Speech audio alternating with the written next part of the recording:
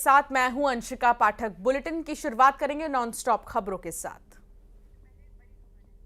उससे पहले एक बड़ी खबर आ रही है। मध्य प्रदेश में 28.9% सकल नामांकन अनुपात दर्ज हुआ है, जबकि राष्ट्रीय स्तर पर वर्ष 2021 से 22 में 28.4% है। इस उपलब्धि के बाद सीएम डॉक्टर मोहन यादव बेहद उत्साहित नजर आए और उन्होंने खुद ये खुशखबरी प्रदेशवासियों को सुनाई। इसके लिए बधाई भी दी। आपको बता दें कि मुख्यमंत्री डॉक्टर मोहन यादव ने उच्च शिक्षा मंत्री रहते हुए जीईआर बढ़ाने के लिए लगातार प्रयास किए थे और साथ ही अब वो उत्साहित भी नजर आ रहे हैं। तो मध्य प्रदेश का नाम रोशन हो रहा है और इसको लेकर उन्होंने बधाई भी प्रदेशवासियों को दी है। सरकार मैं आपको सबको जानकारी देना चाहूँगा कि मध्य प्रदेश सरकार ने जब से नई शिक्षा नीति लागू की है, नई शिक्षा नीति लागू करने के बाद हमारे सकल पंजीयक दर में भी उल्लेखनीय वृद्धि हुई है।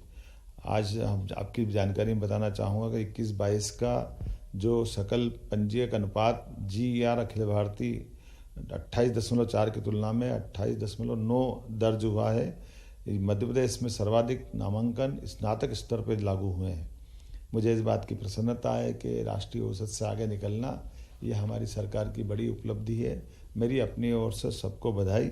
और ये उल्लेखनीय है कि पिछले 3 साल पहले लगभग 4% के पीछे हम थे, लेकिन धीरे धीरे इस दिशा में लगातार प्रगति की है और वो भी कोविड की चुनौतियों के काल के बावजूद भी हमने न केवल अपनी गुणवत्तापूर्ण शिक्षा का स्तर बनाए रखा, बल्कि नई शिक्षा नीति का भी सफलता से सभी स्तर पर लागू किया गया है। एक बार मेरी अपनी ओर से सबको बधाई। हाईवे पर हिट एंड रन का मामला सामने आया और यहां बेकाबू वाहन ने बाइक को टक्कर मारी। बाइक सवार 2 लोगों की मौके पर ही मौत हो गई है। ग्वालियर के पिछोर के रहने वाले थे ये मृतक। बिलोवा थाना क्षेत्र में आगरा झांसी हाईवे पर घटना हुई। पुलिस ने अज्ञात वाहन चालक के खिलाफ केस दर्ज कर लिया है। हिट एंड रन पर अब नया कानून बन चुका है और इसके बाद अब देखिए जो मामले सामने आ रहे हैं उसमें कड़ी सजा का प्रावधान है। आगरा झांसी हाईवे पर हिट एंड रन का मामला सामने आया। 2 लोगों की मौके पर ही मौत हो गई। बाइक पर सवार थे ये दोनों ही लोग। बेकाबू वाहन ने बाइक को टक्कर मारी और बाइक पर 2 लोग सवार थे जिनकी मौके पर ही मौत हो गई।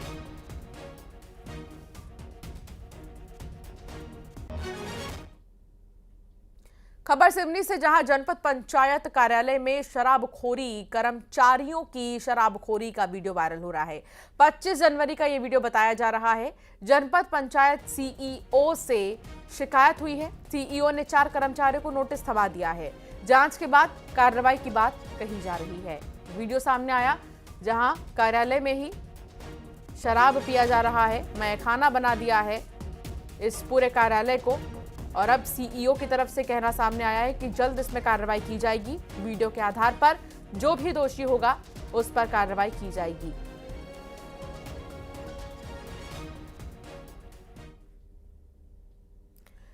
सीहोर में अवैध उत्खनन जोरों पर चल रहा है और सरकारी जमीन पर अवैध उत्खनन, सरकारी जमीन पर मिट्टी का उत्खनन किया जा रहा था।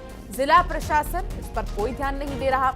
सरकार को करोड़ों का चूना भी लगाया जा रहा है। बफर जोन में ये जमीन आती है।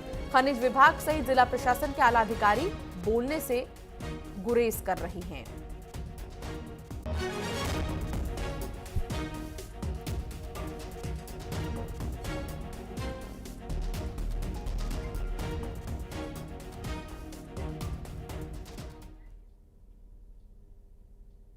मध्य प्रदेश में 28.9% सकल नामांकन अनुपात दर्ज हुआ है, जबकि राष्ट्रीय स्तर पर वर्ष 2021 से 22 में 28.4% है।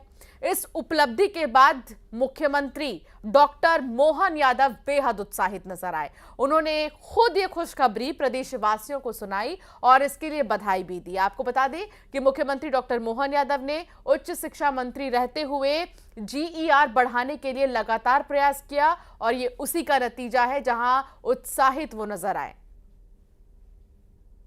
आपको सबको जानकारी देना चाहूँगा कि मध्य प्रदेश सरकार ने जब से नई शिक्षा नीति लागू की है, नई शिक्षा नीति लागू करने के बाद हमारे सकल पंजीयक दर में भी उल्लेखनीय वृद्धि हुई है। आज हम आपकी जानकारी में बताना चाहूँगा कि 21-22 का जो सकल पंजीयक अनुपात GER अखिल भारतीय 28.4 की तुलना में 28.9 दर्ज हुआ है।